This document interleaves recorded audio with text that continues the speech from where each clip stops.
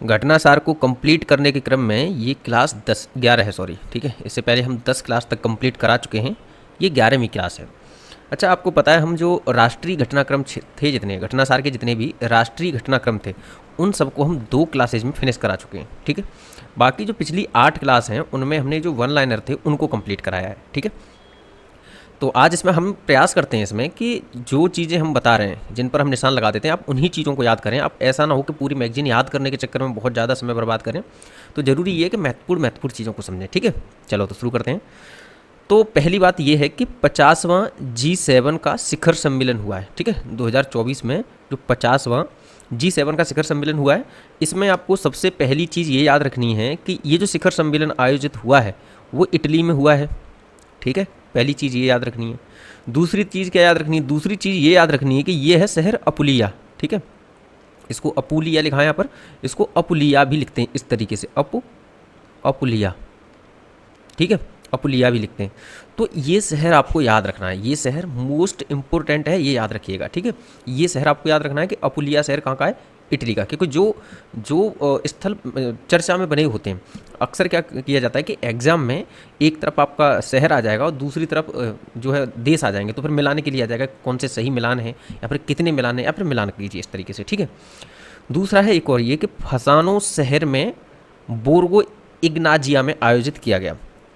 और दोबारा समझो कि 13 से 15 जून 2024 तक इटली के अपुलिया के फसानो शहर में बोर्गो इग्नाजिया में आयोजित किया गया। तो या तो ये बोर्गो इग्नाजिया आए चर्चा में, ठीक है, या फिर फसानो शहर आए। ये तीनों ही चीज़ें, एक अपुलिया, फसानो शहर, बोर्गो और इग्नाजिया, ये तीनों ही कहाँ से संबंधित हैं? ये इटली से संबंधित हैं, ये याद रखना है, ठीक है।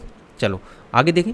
अगला है कि वे बैठकें जिनमें G7 के सदस्य देश और आमंत्रित गैर सदस्य देश तथा संगठन हिस्सा लेते हैं उसे आउटरीच सत्र कहा जाता है, ठीक है। जिसमें ये हिस्सा लेते हैं उसे क्या कहा जाता है? आउटरीच सत्र कहा जाता है।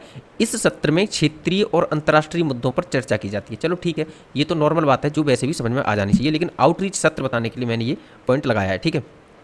अगला कह रहा है कि इस बार आउटरीच सत्र के लिए यानी कि हिस्सा लेने के लिए भारत सहित 12 देशों तथा संगठनों को आमंत्रित किया गया था, जिसमें Algeria, Argentina, Brazil, Jordan, Kenya, Mauritania, Tunisia, तुर्की, यूक्रेन, संयुक्त अरब अमीरात आदि शामिल थे। तो देखो इसमें ना आपको इन सब देशों का नाम याद नहीं रखना है, आपको इसमें ये याद रखना है कि जो 12 देश बुलाए गए थे उनमें भारत भी शामिल था, ठीक है।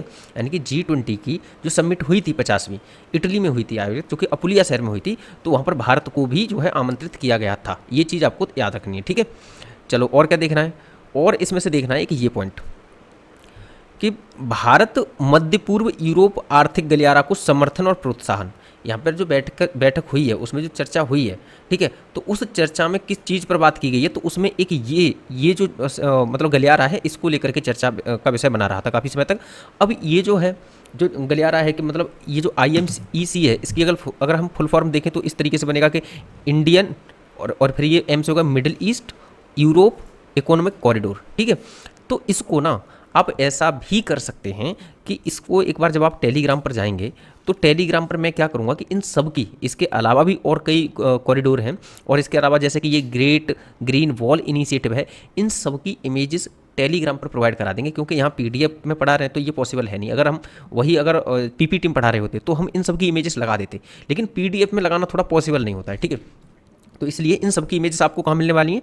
इन सब की इमेजेस आपको टेलीग्राम के ग्रुप में मिलेंगी, ठीक है। तो अभी यहाँ से हम पढ़ेंगे कि इस सम्मेलन में G7 राष्ट्रों ने IMEC को बढ़ावा देने की प्रतिबद्धता व्यक्त की है, और IMEC का लक्ष्य भारत, मध्य पूर्व और यूरोप को जोड़ने वाले रेल, सड़क और समुद्री मार्ग सहित एक व्यापक परिवहन नेटवर्क स्थापित करना है। इसके अंतर्गत क्या है कि भारत से लेकर के, जैसे अपना ये भारत है, तो भारत से लेकर के सबसे पहले UAE तक जाएगा मार्ग, उसके बाद में आपका जाएगा जो है इजराइल के पास होके, और उसके बाद में जाएगा आपको ग्रीस, और फिर यूरोप के अन्य भागों में चाहे जर्मनी हो या फ्रांस हो, अन्य जो देश हैं उनमें ये जो मार्ग है वो विस्तृत होगा, ठीक है। तो इस मार्ग के बारे में, इसको सही से निर्माण करने के लिए जो इस पर चर्चा की गई थी, लेकिन अभी जो मिडिल ईस्ट में जो इशू चल रहा है, इजराइल, फलस्तीन, हमास, हिजबुल्लाह, इन सब को लेकर के, और ईरान भी इसमें इन्वॉल्व है, तो इस सब के चक्कर में ना ये डिले हो रहा है। ये जो मार्ग हमने बनाने का सोचा था कॉरिडोर, वो डिले हो रहा है, ठीक है। तो ये इतना ज़्यादा महत्वपूर्ण नहीं है, लेकिन फिर भी इसके बारे में आपको ये चीज़ तो याद रखनी है, ये किन किन देशों से होकर के गुजरता है, और इसकी लिस्ट पूरी हमने बताई हुई है और आपको अभी और बता देना है, ठीक है। देखो सितंबर 2023 में नई दिल्ली में आयोजित G20 शिखर सम्मेलन में इस पर हस्ताक्षर किए गए थे, ठीक है। और देख लेते हैं इसके अलावा क्या महत्वपूर्ण है। ये भारत, अमेरिका, सऊदी अरब, यूएई, यूरोपीय संघ, इटली, फ्रांस और जर्मनी आईएमईसी के हस्ताक्षरकर्ता देश हैं। ठीक है, ये पॉइंट आपको जो है याद रखना है, इस पर आपको स्टार लगा लेना है। कौन कौन है? देखो, भारत है, अमेरिका है, सऊदी अरब है, यूएई, यूरोप यानी कि यूरोपीय संघ है, और ये यूएई है। ठीक है, इसके अलावा इटली है, फ्रांस और जर्मनी, ये जो है इसके हस्ताक्षर करता है। ठीक है, चलो आगे देखते हैं। अगला है लोबिटो कॉरिडोर। इसके अलावा और किन किन कॉरिडोर पर बात हुई है वो देख लेते हैं। एक ही लोबिटो कॉरिडोर पर भी बात हुई है। ठीक है, ये क्या है? यह अंगोला, देखो ये अफ्रीकन कॉरिडोर है। ठीक है, ये अफ्रीकन कॉरिडोर है। तो आपको क्या करना है, इसकी भी जब तक इमेज सामने नहीं आएगी तब तक आपकी समझ में नहीं आएगा कि असल में बताया क्या जा रहा है। ठीक है, तो लोबिटो कॉरिडोर को भी कहाँ मिलेगा आपको? ये कॉरिडोर भी आपको टेलीग्राम ग्रुप में हम इसकी इमेज प्रोवाइड करा देंगे, उसमें आप देख लीजिएगा, जो भी कन्फ्यूजन है सारी दूर हो जाएगी। ठीक है, ये अंगोला के अटलांटिक तट पर स्थित लोबिटो के बंदरगाह शहर से कांगो लोकतांत्रिक गणराज्य और जाम्बिया तक विस्तृत है। ठीक है, इसके बारे में ये देख लेना और फिर इमेज प्रोवाइड करा देंगे तो सारी कन्फ्यूजन दूर हो जाएगी। अगला है लूजोन कॉरिडोर। लूजोन आपको पता है कि ये लूजोन क्या है? ये जो लूजोन है ये आपको पता है फिलीपींस का एक द्वीप है। ठीक है, फिलीपींस का द्वीप है। तो ये जो लूजोन कॉरिडोर है ये आंतरिक रूप से फिलीपींस में बनने वाला एक कॉरिडोर है। ठीक है, ये फिलीपींस के लूजोन द्वीप पर स्थित एक रणनीतिक, आर्थिक और अवसंरचना गलियारा है। लूजोन फिलीपींस का सबसे बड़ा और सबसे अधिक आबादी वाला द्वीप है। ठीक है, ये चीज़ आपको याद रखनी है। अगला है मिडिल कॉरिडोर। क्या है? Middle corridor. इसके बारे में क्या समझना है? इसके बारे में समझना है कि इसे ट्रांस कैस्पियन अंतर्राष्ट्रीय परिवहन मार्ग TITR के नाम से भी जाना जाता है, जो यूरोप और एशिया को जोड़ने वाला प्रमुख परिवहन नेटवर्क है। इसकी भी इमेज हम आपको टेलीग्राम ग्रुप में प्रोवाइड करा देंगे। ठीक है, इसकी इमेजेस भी डाउनलोड कर ली गई हैं, बस इस जैसे ही आपको क्लास मिलेगी उसके जस्ट बाद PDF मिलेगी और उसके बाद में इमेजेस भी मिल जाएंगी। ठीक है, अगला है ग्रेट ग्रीन वॉल इनिशिएटिव। इसके तहत क्या है कि यह अफ्रीका का साहिल क्षेत्र, आपको साहिल क्षेत्र के बारे में हमने मल्टीपल टाइम बताया है कि साहिल क्षेत्र हमेशा चर्चा का विषय बना रहता है। ठीक है, आप अगर साहिल क्षेत्र अगर हमारे ग्रुप में भी अगर सर्च करके देखेंगे तो कम से कम 10 जगह पर साहिल क्षेत्र की आपको इमेजेस और उसके बारे में जो कुछ भी होगा वो आपको नॉलेज मिल जाएगी कि कहाँ कहाँ पर विस्तृत है। ठीक है, ये मरुस्थलीकरण और मृदा अपरदन की रोकथाम करने के उद्देश्य से शुरू की गई योजना है, जिसके लिए समर्थन व्यक्त किया गया। इसके तहत क्या है कि अफ्रीका में ना एक ग्रेट ग्रीन वॉल बनाई जाएगी, यानी कि यहाँ पर जो है पेड़ लगाए जाएंगे मल्टीपल टाइप के। तो पेड़ लगाने के बाद में एक पूरी ईस्ट से लेकर वेस्ट तक पूरे अफ्रीका में एक वॉल सी बना दी जाएगी पेड़ों की। ठीक है, तो इसको क्या कहा जा रहा है? इसको कहा जा रहा है ग्रेट ग्रीन वॉल। ठीक, चलो अगला है यूक्रेन को असाधारण राजस्व त्वरण ऋण। इसके बारे में बहुत ज़्यादा याद नहीं रखना है, $50 बिलियन की रखा गया है, तो ये कुछ महत्वपूर्ण है नहीं पॉइंट। ठीक है, अगले आते हैं।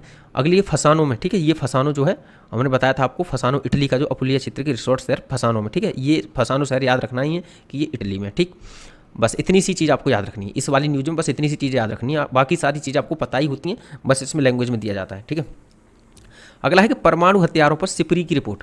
चलो, सिपरी मतलब SIPRI। ठीक है, सिपरी का मतलब है Stockholm International Peace Research Institute. ठीक है, सिपरी के आयुध निरस्त्रीकरण और अंतर्राष्ट्रीय सुरक्षा की स्थिति के आकलन से संबंधित जून 2024 में जारी 55वीं रिपोर्ट के अनुसार वैश्विक सैन्य व्यय में नाटकीय वृद्धि के साथ, अब आगे बता रहे हैं ये देखो, ये जो आपने इतनी पढ़ी ये चीज़ काम की नहीं थी, इसमें बस ये याद रखो कि परमाणु हथियारों पर जो रिपोर्ट जारी की गई है वो सिपरी के द्वारा जारी की गई है। ठीक है, और सिपरी की अगर फुल फॉर्म देखनी हो तो वो है Stockholm International Peace Research Institute. ठीक है, अब यहाँ पर याद करने वाली क्या चीज़ है वो है ये देखो, 9 परमाणु सक्षम राष्ट्रों ने, देखो जो पूरी दुनिया में परमाणु सक्षम राष्ट्र ने वो है 9। ठीक है, तो 9 परमाणु सक्षम राष्ट्रों ने सामूहिक रूप से पिछले 5 वर्षों में परमाणु शस्त्रागार में अपने निवेश में 33% की वृद्धि की है।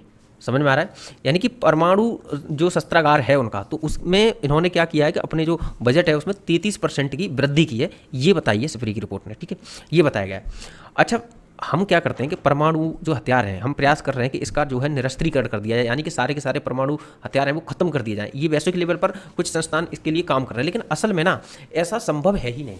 ठीक है, ऐसा संभव नहीं है और ये होता हुआ भी नहीं दिख रहा है, क्योंकि सिपरी की रिपोर्ट के अनुसार ये बताया जा रहा है कि लगातार परमाणुओं की संख्या बढ़ रही है देशों में, तो फिर ये खत्म होने की तो राह में है ही नहीं। जैसे कि अगर हम रूस का देखें तो रूस के पास सबसे ज़्यादा परमाणु हथियार हैं और ये 5580 है, यानी कि 5580। 2021 में ये 5889 थे, लेकिन ये 2024 के अनुसार 5580 है। ठीक है, अगर हम देखें संयुक्त राज्य अमेरिका में तो ये 5244 थे पहले, लेकिन अब ये 5014 है। चलो ठीक है, लेकिन अब यहाँ एक बार देखो, इन दोनों में घटे हैं, ठीक है, रूस में और संयुक्त राज्य अमेरिका में घटे हैं। और वो घटे हुए इसलिए भी दिखाई दे रहे हैं क्योंकि इसमें ना ये इनके कुछ परमाणु हथियार ऐसे भी हैं जो एक्टिव नहीं है, ठीक है, तो उनको हो सकता है ये डिस्ट्रॉय कर दें जो एक्टिव नहीं है, लेकिन जो एक्टिव परमाणु हथियार हैं वो तो लगातार बढ़ ही रही है उनकी संख्या। अब लेकिन अगर ये चीन देखो तो चीन में थे 410, लेकिन अब यहाँ पर कितने हुए, 500। समझ में आ रहा है? एशिया में अब आप एक बार ट्रेंड को देखना, एशिया में बढ़ता हुआ दिखाई देगा आपको। अगर यूके को देखें तो 225 के 225 है, लेकिन भारत में देखो पहले 164 थे, लेकिन वर्तमान में 172 हैं। पाकिस्तान में 170 थे, अभी भी 170 ही बने हुए हैं। इजराइल और उत्तर कोरिया का देखो, पहले 10 थे, वहीं अब 50 हो गए, ठीक है। आपको याद कौन सा रखना है? आपको भारत वाला जो डाटा है वो याद रखना है, सबसे ज़्यादा रूस में है, ये भी याद रखना है, ठीक है। और अगर कुछ इस तरीके का स्टेटमेंट बनता है कि रूस के अकेले के पास इतने परमाणु हथियार हैं जितने पूरी दुनिया के पास नहीं है, तो ये स्टेटमेंट गलत हो जाएगा। अगर स्टेटमेंट कुछ ऐसा बनता है कि रूस और संयुक्त राज्य अमेरिका के पास इतने ज़्यादा परमाणु हथियार हैं कि पूरी दुनिया के पास भी नहीं है, तो हाँ, इस तरह का स्टेटमेंट जो है वो सही हो जाएगा, ठीक है। चलो, और क्या है चीज़ इसमें याद करने वाली, एक बार ये देख लेते हैं कि हालांकि तैनाती के लिए सक्रिय रूप से तैयार हथियारों की संख्या में वृद्धि हुई है, ठीक है। तैनाती के लिए जो सक्रिय है उनकी संख्या में वृद्धि हुई है, जिसमें 85 संभावित उपयोग के लिए भंडार में रखे गए हैं और 2100 उच्च परिवहन अलर्ट पर हैं, ठीक है, जिसमें अधिकांश रूस और अमेरिका के पास है। वहीं इस बार सिप्री ने कहा कि चीन के पास भी पहली बार कुछ वॉरहेड उच्च अलर्ट पर है, यानी कि चीन के पास पहले अलर्ट पर नहीं रहते थे, लेकिन इस बार कुछ अलर्ट पर हैं, ये कुछ ये कहना चाह रहे हैं, ठीक है। चलो, मोटी मोटी चीज़ इसमें से आप समझ ही गए होंगे। अब भारत के पास 2024 में 172 परमाणु हथियार हैं, जबकि पाकिस्तान के पास 170, 2023 में भारत के पास 164 थे। हाँ, ये डाटा हम देख ही चुके हैं, तो इतना कुछ महत्वपूर्ण है नहीं, ठीक है, याद रख लीजिए। इसके बारे में जो बताया है बस याद रख लीजिएगा, ठीक है। चलो आगे बढ़ते हैं। अगला है कि यूरोपीय संघ ने प्रकृति बहाली कानून को मंजूरी दी है। अब ये शब्द देखो, प्रकृति बहाली, यानी कि जो प्रकृति थी उसकी बहाली के लिए। इसमें अगर मोटे मोटे तौर पर देखा जाए तो बस ये है कि हाल ही में निम्नलिखित में से किसने प्रकृति बहाली पर कानून पारित किया है, तो उसमें आएगा ये यूरोपीय संघ, ठीक, ये यूरोपीय संघ आएगा। और इसमें बहुत ज़्यादा कुछ याद करने वाली चीज़ें नहीं है, याद रखिएगा, लेकिन फिर भी देख लेते हैं। कह रहा है कि इस कानून का उद्देश्य आवासों को उनकी प्राकृतिक स्थिति में बहाल करना है, साथ ही जंगलों को फिर से उगाना, दलदलों को गीला करना और नदियों को उनकी प्राकृतिक मुक्त प्रवाह अवस्था में वापस लाना है। यानी ये प्रयास कर रहे हैं कि हमने जंगल काटे और जानवरों, जब जंगल काटे जानवर कम हुए, वहाँ पर हमने जो है अपने घर बनाए, लेकिन अब ये क्या कर रहे हैं, ये कह रहे हैं कि जंगल हम फिर से लगाएंगे, संरक्षण करेंगे वनों का, और आवास जो है वो प्राकृतिक रूप से हम ऐसा प्रयास करेंगे कि हमारे, मान के चलो हमने यहाँ पर घर बनाया, ठीक है, लेकिन हमने इसके दौरान क्या किया कि यहाँ से जंगल जो थे वो पूरी तरीके से रिमूव कर दिए। अब ये प्रयास करेंगे कि हमारा घर भी यहाँ बना रहे और साथ में जंगल भी बने रहे, ठीक है, इस तरीके से ये प्रयास करने का प्रयास कर रहे हैं। तो इसी का नाम रखा गया है प्रकृति बहाली कानून, ठीक है। चलो, तो किसने जारी किया, मतलब जो है लागू किया है, वो किया है यूरोपीय संघ ने, ये आपको याद रखना है। अगला है कि इस कानून के पक्ष में 20 यूरोपीय संघ के सदस्यों ने मतदान किया, जो 66% है। बस ये चीज़ इतनी ज़्यादा महत्वपूर्ण है नहीं, जो पॉइंट थे हमारे याद करने वाले हमने देख लिए। एक ये और देख लो कि सदस्य देशों को 2030 तक नए कानून के अंतर्गत आने वाले कम से कम 30% आवासों को खराब से अच्छी स्थिति में लाना है, ठीक है। ये 2030 तक प्रयास करेंगे, 2030 तक, ये जो पीछे का 30 है यहीं तक प्रयास करेंगे कि 30% जो आवासों को जो है प्राकृतिक अवस्था में ले आए, ठीक। अगला है कि यूरोपीय संघ के आंकड़ों के अनुसार वर्तमान में लगभग 80% आवास खराब स्थिति में है। 80% आवास खराब स्थिति में। इसके अलावा 10% आवास जो है 10% मधुमक्खी और तितली प्रजातियां विलुप्त होने के कगार पर हैं। साथ ही 70% मिट्टी अस्वस्थ अवस्था में है। इन्होंने कुछ ये डेटा दिया है। इस डाटा को, ये डाटा महत्वपूर्ण है नहीं, ठीक है, ये इतना महत्वपूर्ण नहीं है डाटा। चलो आगे जाओ। ये मीन्स वगैरह अगर लिख रहे हो तो फिर उसके लिए थोड़ा महत्वपूर्ण बन सकता है, ऐसे नहीं। यूएन की सस्टेनेबल डेवलपमेंट रिपोर्ट 2024 यानी एसडीआर रिपोर्ट 2024, इसके बारे में पढ़ लेते हैं। इसके बारे में बताया कि देखो, जून 2024 में संयुक्त राष्ट्र विकास समाधान यानी कि समाधान नेटवर्क यानी कि एसडीएसएन द्वारा जारी सस्टेनेबल डेवलपमेंट रिपोर्ट के 9वें संस्करण के अनुसार पर्यावरण, स्वास्थ्य और भूख के एसडीजी में दुनिया पिछड़ रही है, ठीक है। इन्होंने इसमें बताया है कि पर्यावरण के मामले में, स्वास्थ्य के मामले में और भूख के जो एसडीजी हैं उनमें दुनिया पिछड़ रही है। यानी कि इन लक्ष्यों को जो हमें प्राप्त करना था उसमें दुनिया जो है पिछड़ रही है। आपको पता है जो एसडीजी हैं वो कितने हैं? जी हाँ, बिल्कुल पता है, 17 एसडीजी हैं। क्या ये 17 याद हैं? अगर नहीं हैं तो बिल्कुल याद कर लो भाई, इस बार तो 3 से 4 प्रश्न आए थे। आपको ये याद रखना इसलिए ज़रूरी है क्योंकि हर बार एक ना एक प्रश्न आता ही है, लेकिन हम 3 से 4 प्रश्नों की एक्सपेक्टेशंस कर लें ये तो नहीं कह सकते, लेकिन एक ना एक प्रश्न तो आपको जरूर मिलता है। अच्छा, एक प्रश्न डायरेक्ट भी मिल जाता है, वहीं एक दो प्रश्न आपको इनडायरेक्टली भी मिल जाते हैं, ठीक है। इसलिए आपको जो है ये याद रखना ही रखना है, ठीक है। ये बता रहा है कि 2015 में संयुक्त राष्ट्र, देखो, संयुक्त राष्ट्र यानी कि यूएन द्वारा निर्धारित सतत विकास लक्ष्यों यानी एसडीजी जैसे कि गरीबी में कमी, भूख उन्मूलन और पर्यावरण संरक्षण को प्राप्त करने में दुनिया काफ़ी पीछे है। रिपोर्ट के अनुसार 17 एसडीजी में से कोई भी 2030 तक हासिल करने के लिए ट्रैक पर नहीं है। अब देखो हुआ क्या था कि 2015 में यूएन ने कुछ एसडीजी लाए, यानी कि कुछ सस्टेनेबल डेवलपमेंट गोल लाए, कुछ ऐसे एम लेके आए, ये कुछ ऐसे गोल लेके आए कि हम इनको प्राप्त करेंगे 2030 तक, ठीक है। इन्होंने कहा 2015 में लेके आए थे कि इनको हमें 2030 तक प्राप्त करना है अगर हमें सतत विकास को बढ़ावा देना है तो, ठीक। तो अब इन्होंने एक ये रिपोर्ट जारी की है कि जो हमने 17 एसडीजी लेके आए थे उनमें से कोई एक भी 2030 तक पूरा होने की दिशा में जो है नहीं है। इन्होंने ये रिपोर्ट जारी की है।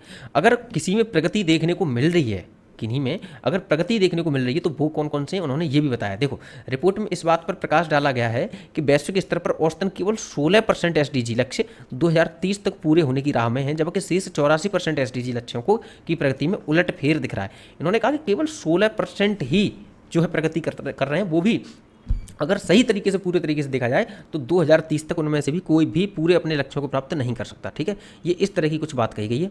अब देखा जाए तो वैश्विक स्तर पर 2015 से 5 एसडीजी लक्ष्य जिन पर अधिकतम देशों ने प्रगति से विपरीत प्रदर्शन किया है। देखो, प्रगति से विपरीत यानी कि इन्होंने जो है इसमें गिरावट दर्ज की गई है। वो क्या है? पहला है मोटापा दर, और मोटापा दर आता है एसडीजी 2 में। और एसडीजी 2 क्या है? एसडीजी 2 है शून्य भुखमरी। क्या है? शून्य भुखमरी यानी कि जीरो हंगर, ठीक है। अब आप सोचो कि भाई मोटापा शून्य भुखमरी में कैसे आ सकता है, तो इसके अंतर्गत इसके और भी कई भाग हैं जिसमें कुपोषण वगैरह इन सबको भी सम्मिलित किया जाता है। तो जो मोटापा है वो जो है वो कुपोषण का ही एक भाग है, ठीक है। इसलिए अगला आता है प्रेस स्वतंत्रता में। तो एसडीजी ये है 16 का भाग, ठीक है। ये 16 का भाग है जिसमें शांति, न्याय और सशक्त संस्थाएं इसमें क्या है? सशक्त संस्थाएं भी है, सशक्त संस्थाएं। तो अब भाई अगर तुम्हारी जो है प्रेस स्वतंत्रता नहीं है तो सशक्त संस्थाएं कैसे हो सकती हैं, ठीक है। अगला है लाल सूची सूचकांक। तो इसमें क्या है कि कुछ जीव जो होते हैं उनकी सुरक्षा के लिए बात की जाती है।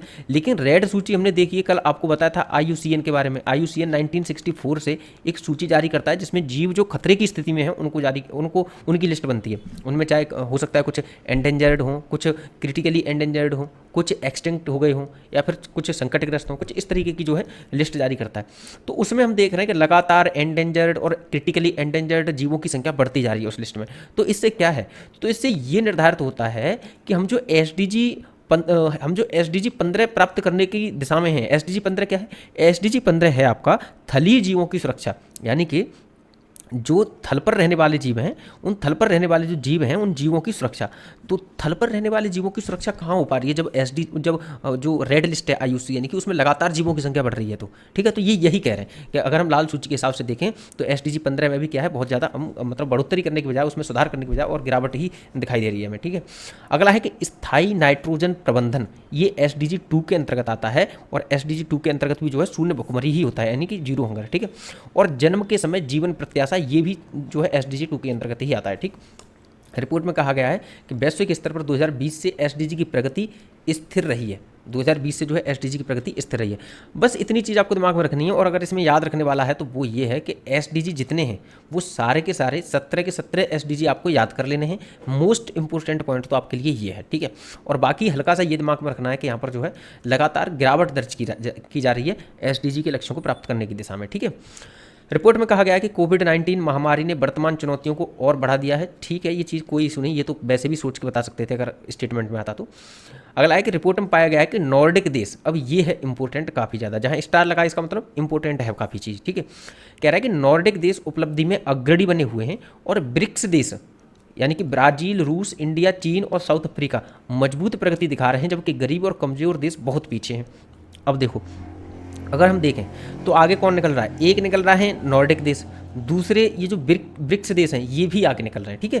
तो अगर स्टेटमेंट कुछ इस तरह का आता है कि अगर एसडीजी के अगर हम जो है लक्ष्यों की प्राप्ति की दिशा में देखें तो जो ब्रिक्स देश हैं उन्होंने काफ़ी ज़्यादा गिरावट दर्ज की है अन्य देशों की तुलना में, तो ये स्टेटमेंट गलत हो जाएगा, क्योंकि ब्रिक्स देशों ने और नॉर्डिक देशों ने अन्य देशों की तुलना में जो है काफ़ी मतलब सुधार किया है एसडीजी को प्राप्त करने की दिशा में, ठीक है। आगे आ जाते हैं, अगला क्या है, अगला ये कि एसडीजी जो सूचकांक है उसमें फिनलैंड शीर्ष पर है। इसको तो हम एक बार इसकी लिस्ट देख ले रहे हैं। अब ये देख ले रहे हैं कि भाई जो एसडीजी रैंकिंग जारी की गई है उनमें किस देश ने कितना अच्छी प्रगति की है, तो उसके लिए हम यहाँ देख ले रहे हैं। वो कह रहा है कि एसडीजी रैंक में जो पहले नंबर पर है वो है फिनलैंड, दूसरे पर है स्वीडन, और तीसरे पर है डेनमार्क, और चौथे पर है जर्मनी, और पांचवें पर है फ्रांस, ठीक है। ये स्कोर इनका दिया है। स्कोर इतना इंपॉर्टेंट है नहीं, इंपॉर्टेंट ये है कि एसडीजी रैंकिंग में पहले नंबर पर फिनलैंड है, ये याद रखना, जो कि एक नॉर्डिक देश है, दूसरा है स्वीडन और तीसरा है डेनमार्क। अब मेरा एक सवाल है, मैं अगर स्टेटमेंट दूं कि एसडीजी रैंकिंग में जो सबसे ज़्यादा अधिक सुधार है वो टॉप 3 देशों में सारे के सारे नॉर्डिक कंट्रीज हैं, क्या ये सही है स्टेटमेंट? तो अगर हम देखें फिनलैंड, स्वीडन, डेनमार्क, जी हाँ तीनों के तीनों नॉर्डिक कंट्रीज हैं, यानी कि ये स्टेटमेंट बिल्कुल सही है, ठीक है। और अगर मैं ये कहूँ कि टॉप 5 में 3 देश जो हैं वो नॉर्डिक कंट्रीज हैं, तो बिल्कुल ये भी सही है, ठीक है। चलो आगे आ जाते हैं। और अगर मैं ये कहूँ कि जो टॉप 5 कंट्रीज हैं उन टॉप 5 में सबके सब जो देश हैं वो यूरोपीय देश हैं, क्या ये पॉइंट सही है? अगर हम देखें तो ये तीनों तो यूरोप के हैं ही, लेकिन जर्मनी और फ्रांस ये भी यूरोप के हैं, यानी कि ये भी पॉइंट सही है, ठीक है। क्या ये बात समझ में आ चुकी है? चलो आगे आ जाते हैं। अगला कह रहा है कि 2015 से ब्रिक्स देश और ब्रिक्स प्लस देशों के बारे में आपको पता ही होगा, जो हाल ही में नए देश जुड़े हैं, जैसे मिस्र है, इथियोपिया है, ईरान है, सऊदी अरब है और संयुक्त अरब अमीरात है। ये याद रखना है देशों का नाम, ठीक है। में औसत एसडीजी प्रगति विश्व औसत से तेज रही है।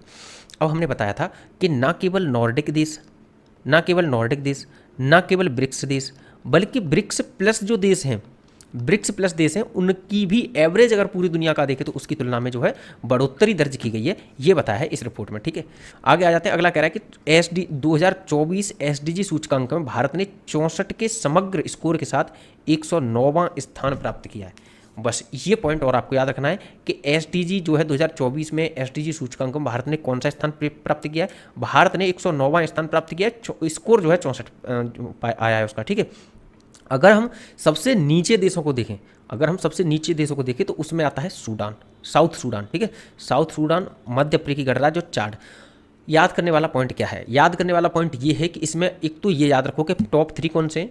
Finland, Sweden, Denmark. इसके अलावा स्टेटमेंट याद रखो कि टॉप 5 में सारे के सारे यूरोपीय, टॉप 5 में 3 जो हैं नॉर्डिक कंट्रीज हैं, और टॉप 3 में भी तीनों के तीनों नॉर्डिक कंट्रीज हैं, ये याद रखना है, ठीक है। भारत की रैंक जो है 109 है और भारत का जो स्कोर है वो 64 है, ठीक है। ये आपको फैक्ट याद रखने हैं। इसके अलावा आपको ये याद रखना है कि भारत ने 109वीं रैंक प्राप्त करी है। चलो ठीक है। अब अगर हम साउथ एशियन कंट्रीज़ को और देखें तो भारत से नीचे केवल एक देश और है और वो है पाकिस्तान। तो हमारा कोई लॉजिक नहीं बनता कि हम पाकिस्तान से अपनी कंपैरिजन करें। हमें कंपैरिजन करनी चाहिए चाइना से, श्रीलंका से, नेपाल से और बांग्लादेश से। ये देश एसडीजी के लक्ष्यों की प्राप्ति की दिशा में भारत से आगे हैं। क्या समझ में आया? यहाँ पर भी स्टेटमेंट बन सकता है कि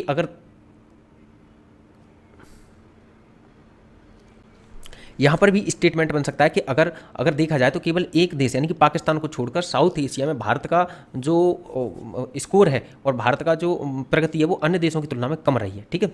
हम देख सकते हैं यहाँ पर रैंकिंग में, ठीक है। सिर्फ एक देश पीछे है भारत से। अगर हम कहें कि साउथ एशिया में भारत की रैंक सबसे बेकार है तो ये स्टेटमेंट गलत हो जाएगा, ठीक है। सतत विकास रिपोर्ट 2024 के निम्नतम स्थान वाले 5 देश, सतत विकास रिपोर्ट के निम्नतम स्थान वाले 5 देशों के बारे में बताया। तो इसमें दक्षिणी सूडान जो है सबसे बुरी स्थिति में है और केंद्रीय अफ्रीकी गणराज्य, ठीक है, वो सेकंड नंबर पर है और ये चाड तीसरे नंबर पर है। आपको दक्षिणी सूडान याद रखना है क्योंकि यहाँ पर अफगानिस्तान भी दे सकते हैं, तो आप कहीं कन्फ्यूज ना हो जाए, ठीक है। याद रखना ये चीज़। तो बस इसलिए ये चीज़ आपको दिमाग में रखनी है कि सबसे बुरी स्थिति जो है दक्षिणी सूडान की है और साउथ एशिया में भारत की 109 रैंक है। भारत के अलावा पाकिस्तान भारत से गिरी हुई स्थिति में, बाकी और कोई भी देश गिरी हुई स्थिति में है नहीं। सबसे टॉप देशों में देखा जाए तो नॉर्डिक कंट्रीज में फिनलैंड, स्वीडन, डेनमार्क सबसे टॉप 3 में है और उसके बाद में जर्मनी और फ्रांस है, यानी टॉप 5 में पूरे यूरोपीय देश हैं। बस ये चीज़ आपको याद रखनी है। अच्छा, इसके अलावा एक और पॉइंट है कि रिपोर्ट ने यूएन आधारित बहुपक्षवाद यानी यूएनएमआई के लिए देशों के समर्थन का नया सूचकांक पेश किया है और नए सूचकांक में यूएन प्रणाली के साथ उनके जुड़ाव के आधार पर देशों को स्थान दिया गया है। यानी यूएन की प्रणाली के साथ में इनका जुड़ाव कितना अच्छा है उस आधार पर भी रैंकिंग दी गई है। तो उसमें उन्होंने बताया है कि बारबाडोस ने बहुत अच्छा जो है जुड़ाव रखा है और उसके तुम्हें सिर्फ टॉप 1 का ही याद रखना है कि बारबाडोस टॉप पर है। इसके अलावा इसमें जो है आपको और भी देशों का नाम मिल जाएगा। सोमालिया, ये वो देश हैं जिन्होंने सबसे बुरी स्थिति रखी है, मतलब सबसे बुरी रैंक है इनकी। बारबाडोस के अलावा अगर किन्हीं देशों ने अगर जुड़ाव रखा है तो एंटीगुआ है, बरमूडा है, उरुग्वे है, मॉरिशस है, मालदीव है। आपको पहला याद रखना है कौन सा है, बारबाडोस, ठीक है।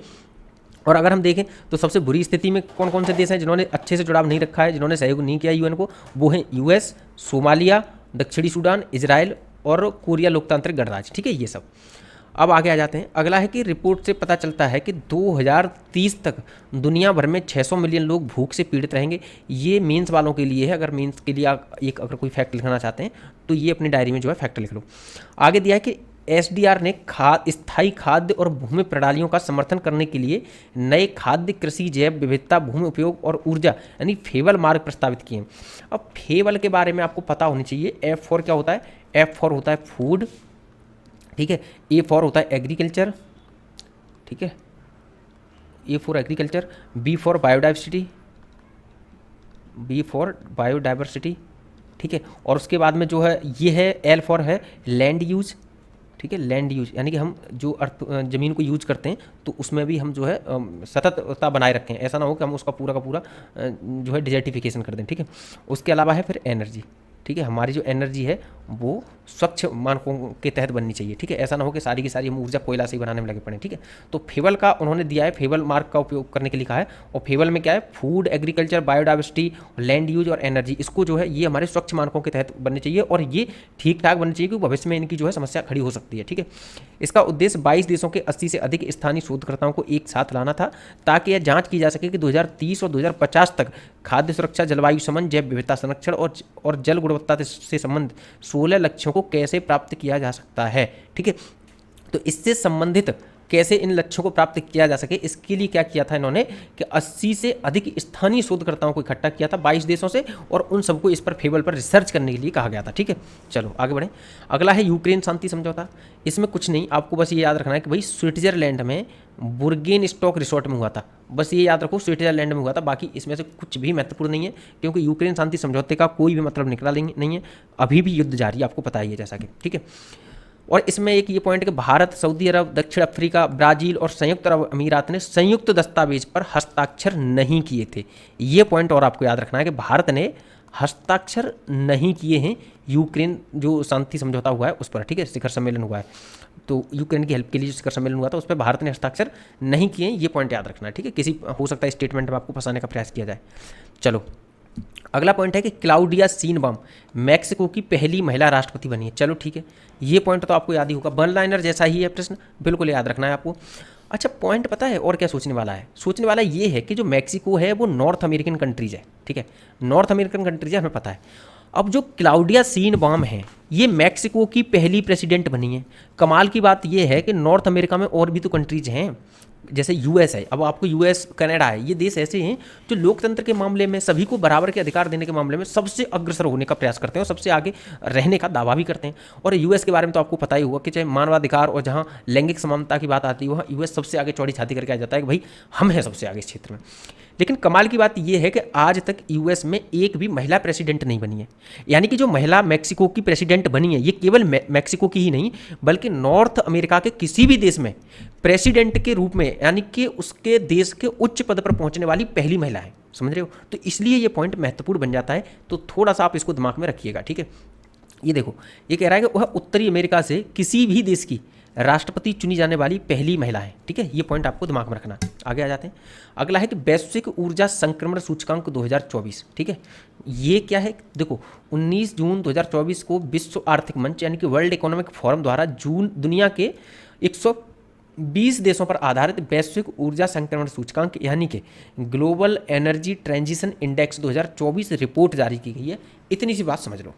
यानी कि अगर हम बात करें कि global energy transition index report किसके द्वारा जारी की गई है, तो इसका सीधा सा उत्तर है कि ये जारी की गई है वर्ल्ड इकोनॉमिक फोरम के द्वारा। ठीक है, चलो ठीक है। अब इसमें से याद करने वाला क्या है, देखो 120 देशों के इस सूचकांक में भारत 55.3 स्कोर के साथ 63वें स्थान पर आया है। ठीक है, अब आपको बेसिक इसका स्कोर याद ना रहे, लेकिन इसकी रैंक आपको जो है याद रखनी है कि अगर हम देखें तो जो ग्लोबल एनर्जी ट्रांजिशन इंडेक्स है उसमें जो भारत की रैंक है वो कौन सी है, 63वीं है। ग्लोबल एनर्जी ट्रांजिशन इंडेक्स में भारत की रिपोर्ट कौन सी है, भारत की रैंक कौन सी है, 63वीं है। लेकिन पिछले साल की तुलना में, अब कह रहा हूँ पिछले साल की तुलना में भारत की रैंक का सुधार हुआ है, गिरावट दर्ज की गई है। तो इसका उत्तर है ये कि पिछले साल भारत की जो रैंक थी वो 67 थी। अगर रैंक 67 है यानी कि निचले स्तर पर है, यानी कि हम कह सकते हैं कि सुधार हुआ है। ठीक है, कितने अंकों का सुधार हुआ है, तो हम कह सकते हैं कि 4 रैंक का सुधार हुआ है। ठीक है, तो ग्लोबल एनर्जी ट्रांजिशन इंडेक्स में भारत की को 4 रैंक का सुधार मिला है, ये दिमाग में रखना और बिल्कुल भी स्टेटमेंट में फंसना नहीं है। ठीक है, विश्व आर्थिक मंच के अनुसार भारत ने ऊर्जा, इक्विटी, सुरक्षा और स्थिरता में बेहतर प्रयास किया है। चलो ठीक है, ठीक इतना है पॉइंट। एक ये याद रखना कि ये देखो यहाँ नवीकरणीय ऊर्जा और बायोमास इसकी विद्युत उत्पादन क्षमता का 42% हिस्सा है, जिसमें दुनिया का चौथा सबसे बड़ा नवीकरणीय ऊर्जा बाजार बन गया है। कौन सा, भारत। ठीक है, ये और पॉइंट याद रखना। चलो अब देख लेते हैं कि ग्लोबल एनर्जी ट्रांजिशन इंडेक्स में किसने जारी की थी, वर्ल्ड इकोनॉमिक फोरम ने, याद रखना। ठीक है, और इसमें जो टॉप 3 देश हैं उनका जरूर आप लोग दिमाग में रखना कि एक है स्वीडन, दूसरा है डेनमार्क, तीसरा है फिनलैंड। यहाँ पर भी आपको क्या देखने मिल रहा है, यहाँ पर भी आपको ये दो देखने मिल रहा है कि टॉप 3 देश हैं ना जो, वो कौन से हैं, वो नॉर्डिक कंट्रीज हैं। इनमें भी टॉप 3 देश नॉर्डिक कंट्रीज हैं, ये आपको दिमाग में रखनी है चीज। ठीक है, आगे है फिर स्विट्जरलैंड और उसके बाद है फिर फ्रांस। ठीक है, चलो आगे आ जाते हैं। अब आगे आ जाते हैं। ये क्या दिक्कत है, स्क्रॉल क्यों नहीं हो रहा भाई, हाँ अब होगा, क्यों नहीं हो रहा स्क्रॉल, स्क्रॉल हो जा भाई, हाँ ये समस्या हो गई थी कुछ, पता नहीं क्या। चलो सूचकांक में बड़े विकासशील देशों में चीन 17वें स्थान पर है, ये बताया है। ब्राजील 12वें स्थान पर है। वहीं भारत के पड़ोसी देशों में पाकिस्तान 113वें स्थान पर है, बांग्लादेश 109वें स्थान पर है, नेपाल 100वें स्थान पर है और श्रीलंका 69वें स्थान पर है। ठीक है, यहाँ देखने को क्या मिल रहा है कि ब्राजील भारत से अच्छी स्थिति में, लेकिन अगर हम चीन के देशों को देखें, ठीक है सॉरी, हम अगर साउथ एशिया के देशों में देखें तो देखो चीन जो है 17वें स्थान पर है और पाकिस्तान 113 पर है, बांग्लादेश 109 पर है, नेपाल 100 पर है और श्रीलंका 69 पर है। यहाँ पर आपको एक चीज़ देखने को मिल रही है कि ग्लोबल एनर्जी ट्रांजिशन इंडेक्स में भारत ने चीन को छोड़कर बाकी सबसे अच्छा परफॉर्म किया है, क्योंकि भारत की जो रैंक है यहाँ पर 64 आई है। ठीक है, भारत की रैंक कितनी आई है आपको पता है, भारत की जो रैंक है यहाँ पर 63 आई है। ठीक है, 63 आई है, सॉरी 63 रैंक आई है। ठीक है, 63 रैंक आई है, याद रखना। ठीक है, चलो आगे आ जाते हैं। अगला है कि वैश्विक ऊर्जा संक्रमण सूचकांक 2024 में सबसे जो बुरी स्थिति है वो किसकी है, कांगो की है। बस ये याद रखना, सबसे बुरी स्थिति किसकी है, कांगो की। चलो आगे आ जाते हैं वैश्विक शांति सूचकांक में। वैश्विक शांति सूचकांक में आपको पता होना चाहिए कि इसमें यह शांति के स्तर में गिरावट का लगातार 5वां वर्ष है। एक तो ये फैक्ट याद रखो कि गिरावट दर्ज की जा रही है लगातार, 5वां वर्ष है जब शांति के स्तर में वैश्विक लेवल पर अगर हम देखें तो पूरे विश्व में शांति के स्तर में लगातार 5वें वर्ष गिरावट दर्ज की गई है। ठीक है, एक तो ये पॉइंट याद रखना है। दूसरा क्या देखना है कि अगर इस रैंकिंग में देखें तो पहले नंबर पर आइसलैंड है, और आइसलैंड आय से नहीं लगातार कई सालों से आइसलैंड टॉप पर ही बना हुआ है। ठीक है, तो आइसलैंड पहले नंबर पर है। वहीं अगर हम दूसरे नंबर पर देखें तो क्या है, आयरलैंड है।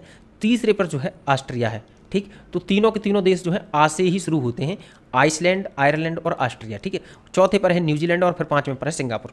चलो ठीक है, ये तो ठीक है। भारत की रैंक क्या है, भारत की रैंक है 116वीं। ठीक है, स्कोर 2.319 है, ये याद करने की आवश्यकता है नहीं। ये याद रखना कि भारत की जो रैंक है वो 116 है। लेकिन इसमें एक और चीज़ देखो, भूटान की रैंक 21, नेपाल की 80, चीन की 88, बांग्लादेश की 93, श्रीलंका की 101 और पाकिस्तान की 140 और म्यांमार की 148। देखने को क्या मिल रहा है कि वैश्विक शांति सूचकांक में अगर हम देखें तो पाकिस्तान और म्यांमार को छोड़कर साउथ एशिया में भारत की स्थिति सबसे बुरी स्थिति है। ठीक है, ये चीज़ आपको दिमाग में रखना है। और अगर वैश्विक शांति सूचकांक में सबसे निम्नतम स्थिति में अगर हम देखें कि निम्नतम स्थिति में कौन कौन से देश हैं, तो देखो ये है यमन। कौन सा है ये देश, यमन है। और ये कौन सा है, ये देश है साउथ सूडान। ठीक है, ये है दक्षिणी सूडान। ठीक, और ये देश है अफगानिस्तान। और ये वाला जो देश है ये है यूक्रेन। कौन सा है, यूक्रेन, ठीक है। और ये जो सेकंड नंबर का है ये है सूडान, ठीक है, क्या है ये, सूडान। अब देखो क्या है सोचने वाली, ये इन पॉइंट को हमें देखना क्यों जरूरी है। देखो ऐसा हो सकता है कि आपने टॉप 3 याद किए हैं इसमें इसके, ठीक है, कि भाई ठीक है हमने आइसलैंड याद कर लिया, आयरलैंड याद कर लिया, ऑस्ट्रिया याद कर लिया, टॉप 3 याद कर लिए, लेकिन टॉप 10 तो याद नहीं कर सकते। तो ऐसा हो सकता है कि टॉप 10 का नाम दिया जाए और उनमें इनमें से कोई एक देश आ जाए, चाहे यमन आ जाए, सूडान आ जाए, साउथ सूडान आ जाए, अफगानिस्तान आ जाए या यूक्रेन आ जाए।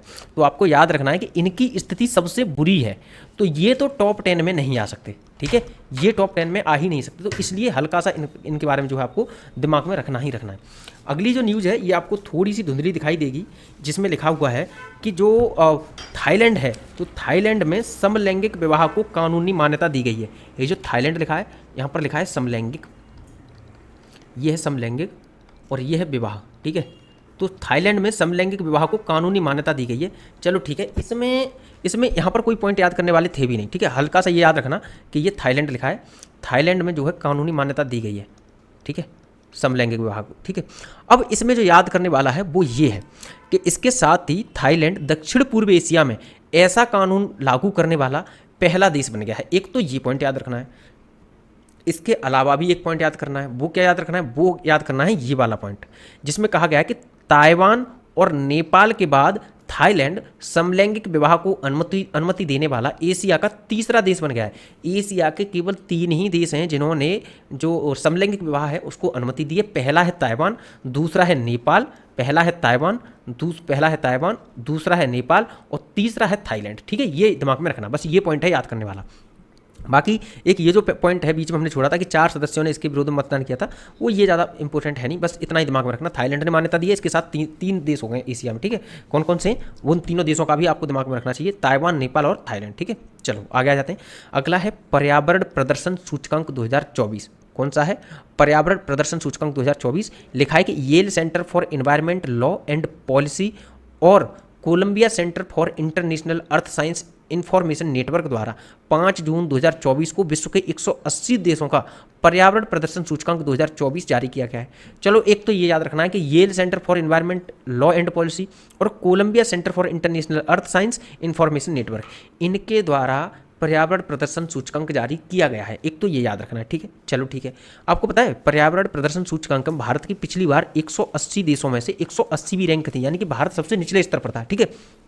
इस बार भारत ने 4 रैंक का सुधार किया है और भारत की जो रैंक है वो 176वीं है, ठीक है। ये आपको याद रखना है कि भारत ने थोड़ी सी अगर देखा जाए 4 रैंक का सुधार किया है, ठीक। अगला पॉइंट है कि ग्रीन हाउस गैसों का तीसरा सबसे बड़ा उत्सर्जक भारत को वायु गुणवत्ता, अनुमानित उत्सर्जन और जैव विविधता तथा आवास के मामले में सबसे निचले स्थान वाले देशों में रखा गया है। ये कुछ बताए गए हैं क्राइटेरिया किन किन में भारत सबसे नीचे है, ठीक है। EPI यानी कि इन्वायरमेंट पॉल्यूशन, जो पर्यावरण इन्वायरमेंट और प्रदर्शन सूचकांक यानी कि इन्वायरमेंट परफॉर्मेंस इंडेक्स के कई संकेतकों में भारत के पिछड़ने का मुख्य जो कारण है इसके कोयले पर निर्भरता है, ठीक है। भारत जो है ऊर्जा का जो सोर्स है वो मुख्य तौर पर कोयला बना हुआ है, इसीलिए भारत की रैंक जो है गिरी हुई आती है हमेशा, ठीक। अब अगर हम देखें कि भारत की रैंक किन किन क्षेत्रों में सबसे बुरी है, तो देखो जैव विविधता और आवास में जो नष्ट होने में भारत की रैंक 178 है 180 में से, और वहीं जंगल में अगर हम देखें तो भारत की रैंक 15 है जंगलों के सुधार में, ठीक है। बस इतने 2 पॉइंट याद रखना कि अगर हम देखें तो जैव विविधता और आवास के मामले में भारत की रैंक सबसे बुरी है, और ठीक अगर सबसे अच्छी देखें तो जंगल के मामले में, ठीक। और ओवरऑल अगर हम देखें पर्यावरण प्रदर्शन सूचकांक में शीर्ष 10 देशों की बात करें तो उनमें से हमें टॉप 3 तो याद होने ही चाहिए।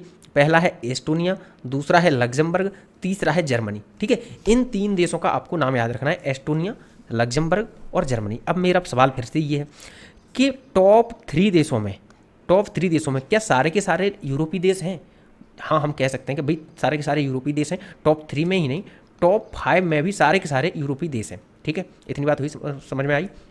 दूसरी चीज़ें को समझो, क्या टॉप 3 में सारे के सारे नॉर्डिक देश हैं? नहीं, ऐसा नहीं है। एस्टोनिया नहीं है नॉर्डिक देश, लग्जमबर्ग नहीं है नॉर्डिक देश, जर्मनी नहीं है नॉर्डिक देश, यानी इनमें एक भी नॉर्डिक देश नहीं है।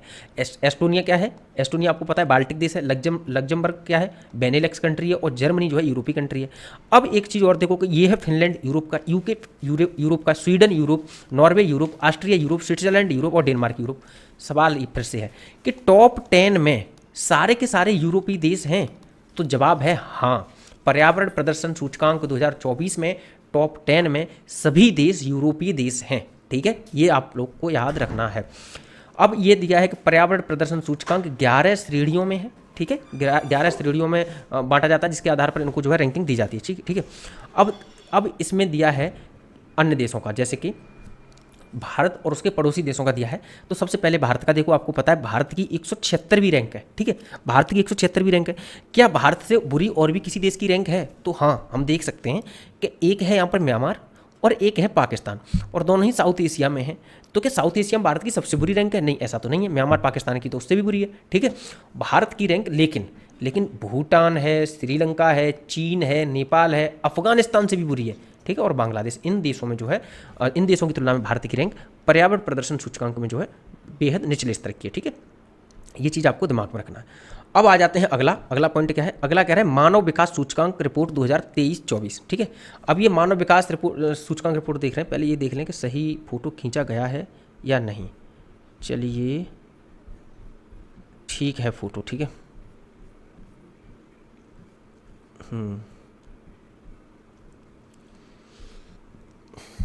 फोटो थोड़े से खराब हो गए। चलो, मानव विकास सूचकांक रिपोर्ट जो है 2023-24 इसमें बताता है। तो इसका जो शीर्षक है वो है ब्रेकिंग द ग्रिड लॉक। एक तो ये पॉइंट याद रखना है, ठीक है।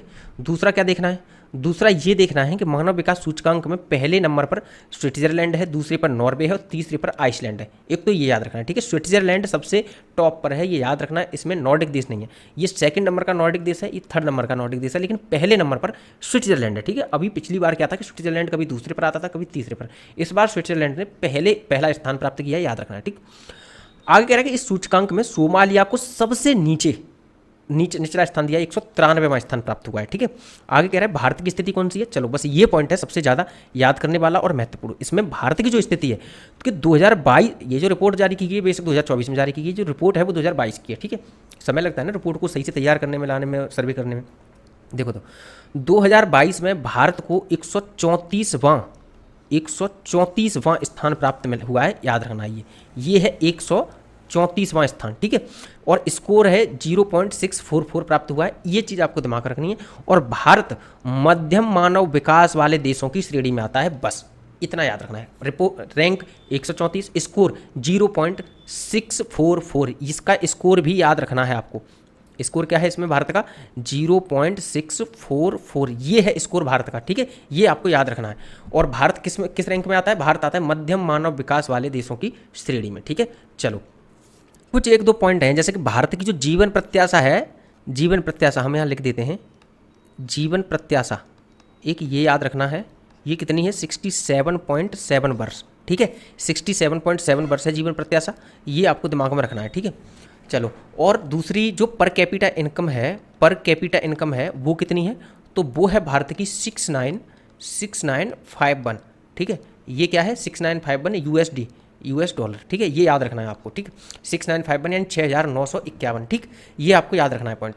इससे पहले जो भारत की थी जीवन प्रत्याशा, वो अभी 67.7 है, ठीक है, वर्ष। उससे पहले थी 67.2 वर्ष, ठीक है, यानी कि सुधार हुआ है। और पीसीआई यानी कि पर कैपिटा इनकम में देखें तो इससे पहले कितनी थी? तो इससे पहले थी 6542, यानी कि इसमें भी सुधार हुआ है, ठीक है, 6542, तो इसमें भी सुधार हुआ है। तो याद रखना, जीवन प्रत्याशा में भी सुधार हुआ है और पर कैपिटा इनकम में भी सुधार हुआ है, ठीक, ये चीज़ याद रखना। और जो लास्ट पॉइंट है कि रिपोर्ट में लैंगिक असमानता सूचकांक की भी जो है डाटा दिया गया है, उसमें बताया गया है कि इसमें जो भारत के पड़ोसी देश 2022 में 0.437 के स्कोर के साथ जो भारत की रैंक है वो 108वें स्थान पर है, ठीक है। इसमें रैंक क्या है भारत की? भारत की 108वें स्थान पर है। किसमें? ये जो दिया गया है इसमें जो है लैंगिक असमानता सूचकांक। देखो, मानव विकास सूचकांक के साथ साथ लैंगिक असमानता सूचकांक भी जारी किया जाता है यूएनडीपी के द्वारा, ठीक है, याद रखना। तो यूएनडीपी ने जो जारी किया है उसमें जो और लैंगिक असमानता सूचकांक है उसमें भारत की 108 रैंक है। वहीं अगर हम देखें तो भारत की जो डेवलपमेंट रिपोर्ट है, यानी कि अगर हम देखें तो मानव विकास सूचकांक है उसमें भारत की जो रैंक है वो 134 है, ठीक है, ये आपको दिमाग में रखना है। स्कोर 0.644 है, ठीक। आगे आते हैं, अगला कह रहा है कि भारत के पड़ोसी देशों में चीन 75वें स्थान पर है, श्रीलंका 78वें स्थान पर है, भूटान 125वें पर है, बांग्लादेश 129 है, नेपाल 146 है, पाकिस्तान 164 है। देखने वाली बात क्या है कि नेपाल जो 146 है, पाकिस्तान जो 164 है, इन दोनों देशों को अगर छोड़ दिया जाए तो बाकी सारे देश जो साउथ एशिया में भारत से आगे हैं, ठीक है, ये पॉइंट आपको याद रखना है। आगे आ जाते हैं, अगला है इकोसॉक के विभिन्न सहायक निकायों के चुनाव में भारत की जीत हुई है। पॉइंट बस ये देख लो, भारत को 2025 से 29 के लिए महिलाओं की स्थिति पर एक आयोग गठित किया गया, उसका अध्यक्ष चुना है, ठीक है। और 2025 से 27 के लिए संयुक्त राष्ट्र बाल कोष के कार्यकारी बोर्ड में और संयुक्त राष्ट्र विकास कार्यक्रम के एग्जीक्यूटिव बोर्ड में और संयुक्त राष्ट्र के जनसंख्या कोष में और विश्व खाद्य कार्यक्रम में, इसमें जो है भारत को जो है चुना गया है, ठीक है। तो ये आपको दिमाग में रखना ही रखना है। और अगला जो है वो ये है कि भारत की जगजीत पवाडिया को अंतर्राष्ट्रीय नारकोटिक्स कंट्रोल बोर्ड में 2025 से 30 के 5 वर्ष के लगातार तीसरे कार्यकाल के लिए इन चुनावों में चुना गया है। ये भी दिमाग में रखना है। बाकी इनमें से पॉइंट ज़्यादा याद करने वाला है नहीं। हाँ, ये याद रखना है, नहीं ये भी पॉइंट याद करने वाला नहीं कि 54 सदस्यीय संयुक्त राष्ट्र एवं सामाजिक परिषद इकोसॉक में 54 सदस्य हैं, ठीक है। और इसमें जो है देख लीजिएगा एक बार ये कि संयुक्त राष्ट्र के प्रमुख 6 अंगों में से ये एक है इकोसॉक, जो कि आर्थिक, सामाजिक, सांस्कृतिक, स्वास्थ्य एवं मानवाधिकार आदि से संबंधित गतिविधियों से संबंधित है, ठीक है, इकोसॉक। चलो ये थोड़ा सा एक्स्ट्रा जानकारी, बाकी एग्जाम के पॉइंट ऑफ व्यू से बहुत ज़्यादा इंपॉर्टेंट है नहीं, ये फैक्ट नहीं आएंगे, ठीक है। एक ये पॉइंट है कि क्वाड के बाद क्वाड के बाद स्क्वाड, ठीक है। अब इसमें आपको देशों के नाम याद रखने हैं कि एक है ये यूएस, दूसरा है जापान, तीसरा है ऑस्ट्रेलिया। यहाँ पर हो सकता है कभी इजराइल दे दे, कभी हो सकता है इंडोनेशिया दे दे, कभी हो सकता है जो है आपको भारत ही दे दे, या फिर हो सकता है कोई दूसरा फिलीपींस देश दे दे, ठीक है। लेकिन फिलीपींस जो होगा तो फिलीपींस ही सही होगा, ठीक। बाकी वियतनाम, ताइवान अगर कुछ देता है तो वो गलत होगा, ठीक। तो इसमें याद क्या रखना है, भारत, जापान, ऑस्ट्रेलिया। अगर चौथा देश इसमें भारत होता तो क्या बन जाता, तो ये बन जाता क्वाड, ठीक है, क्वाड। लेकिन भारत की जगह फिलीपींस है तो ये बन जाएगा स्क्वाड, ठीक है, स्क्वाड, ठीक है, याद रखोगे। चलो अब ये है कि फिलिपिनो पॉलिसी सर्कल यानी कि फिलीपींस पॉलिसी सर्कल के समय बढ़ावा देता है। ये बस इतनी सी बात है कि जो फिलिपिनो पॉलिसी सर्कल इससे संबंधित है कि फिलीपींस के आसपास का जो रीजन है, फिलीपींस ये है, इसके आसपास का जो रीजन है जहाँ पर जो साउथ चाइना सी है उसमें चीन बार बार इंटरफेयर करता है। तो ये मोस्टली ना, ये जो ग्रुप गठन किया गया है ये मोस्टली चीन की आक्रामकता को साउथ चाइना सी में रोकने के लिए गठित किया गया है। तो अगर इसके गठन से हम कहें कि भाई क्वाड का महत्व कम हो गया, तो ऐसी स्थिति है नहीं, क्योंकि फिलीपींस को जोड़ने से ना तो फिलीपींस के पास इतना अच्छा कंज्यूमर है इतने ज़्यादा, ना ही फिलीपींस के पास इतनी ज़्यादा बड़ी सेना है, ना ही इतनी ज़्यादा बड़ी आर्मी है। भारत पूरी तरीके से सक्षम है, तो जो भारत की बराबरी है वो फिलीपींस तो कर नहीं सकता।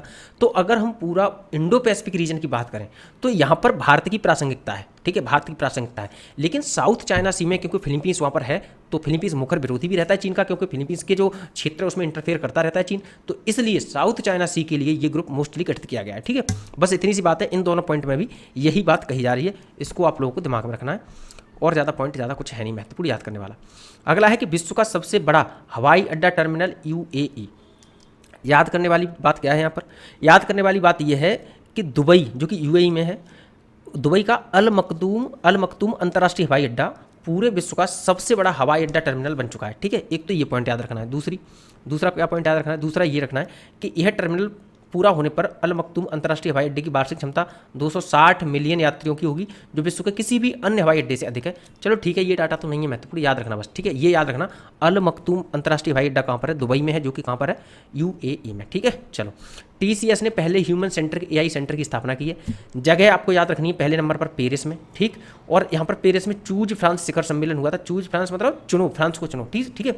और यहाँ पर जो कंपनी है वो कंपनी है टीसीएस, यानी कि जो हमारी कंपनी है टाटा कंसल्टेंसी सर्विसेज, उसने टीसीएस ने सर्विस ऑफ एक्सीलेंस में ह्यूमन सेंट्रिक एआई सेंटर की स्थापना की है। और ये किस लिए है, ये मस्तिष्क कंप्यूटर इंटरफेस मशीनों में सहानुभूति और खूबियां पैदा करने के लिए, ठीक है। तो बस ये चीज़ आपको याद रखनी है। इसका जो मतलब आयोजन कहाँ किया गया था, पेरिस में, ठीक। ये चीज़ आपको दिमाग में रखनी है। यहाँ पर इस हेडलाइन को और दिमाग में रखना है, टीसीएस ने पहले ह्यूमन सेंट्रिक एआई सेंटर की स्थापना की, कहाँ पर की, पेरिस में की है, ठीक है, पेरिस में की है। याद रखनी है कहाँ पर, ह्यूमन सेंट्रिक एआई सेंटर में, ठीक है। ह्यूमन सेंट्रिक एआई सेंटर कहाँ है, पेरिस में। चलो आगे आ जाए। चलो तो अगली जो न्यूज़ है वो क्या है, टाइम्स हायर एजुकेशन की यूनिवर्सिटी इम्पैक्ट रैंकिंग आई है, उसमें बताया गया है। तो इसमें देखो, टाइम्स हायर एजुकेशन यानी THE ने 12 जून 2024 को यूनिवर्सिटी इम्पैक्ट रैंकिंग जारी की है। चलो ठीक है। और इसमें क्या बताया है, इसमें बताया है कि भारत जो है इसमें पहले स्थान पर आया है, ये याद रखना है, ठीक है। अब कह रहे हैं कि THE के chief global affairs officer bill बेटी के अनुसार इन्होंने यही बात कही है कि भारत पहले स्थान पर है, ठीक है। रैंकिंग में भारत के 105 संस्थानों ने भागीदारी की थी, जबकि 2019 में जो है केवल 13 थी संख्या, ठीक। तो ये भी काफ़ी बढ़ोतरी है। THE की इम्पैक्ट रैंकिंग को विश्व आर्थिक मंच भी मान्यता देता है। यह रैंकिंग बताती है कि दुनिया के कौन से उच्च शिक्षा संस्थान मानव सभ्यता के भविष्य को बेहतर बनाने में ठोस योगदान दे रहे हैं।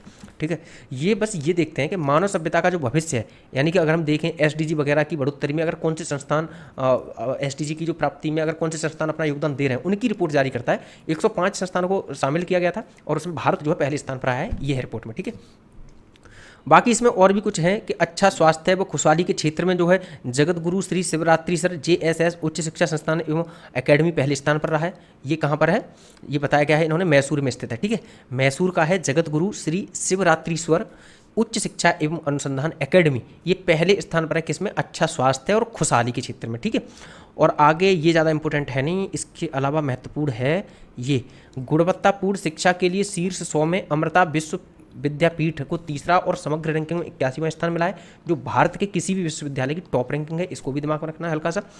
और लैंगिक समानता में अगर हम देखें तो मणिपाल उच्च शिक्षा अकेडमी को मिला है, ठीक है, 15वां स्थान। बस ये दिमाग में रखना है आपको, बाकी कुछ भी याद नहीं रखना है। अगला है लैंगिक समानता सूचकांक 2024। इसमें जो भारत की रिपोर्ट है, वो भारत की जो रैंक है 129वीं आई है, ठीक है। भारत 2 स्थान नीचे खिसक कर 129वीं आई है, पहले 127वीं थी, ठीक है। तो इसमें अगर हम पूरा देखें कि भाई अगर हम ओवरऑल देखें इसकी सूची में, डायरेक्ट इसमें इंडेक्स में देख लेते हैं, जिसमें बताया कि भारत की जो रैंक है वो 129वीं आई है, ठीक है। और अगर हम आसपास के देशों में देखें तो मालदीव की 132वीं और पाकिस्तान की 145वीं, ठीक है। और उसके अलावा हम देख रहे हैं भूटान 124, श्रीलंका 122, नेपाल 117 और बांग्लादेश 99, ठीक है। तो भारत की रैंक 129 है, ये आपको दिमाग में रखना ही रखना है। और अगर हम ओवरऑल देखें तो इस रैंकिंग में जो सूची में जो पहला स्थान आया है वो किसका है, तो वो है इसमें आइसलैंड का। तो ठीक है, जो जेंडर इनइक्वालिटी इंडेक्स है उसमें पहले स्थान पर आइसलैंड आया है, ये आपको दिमाग में रखना है, ठीक है।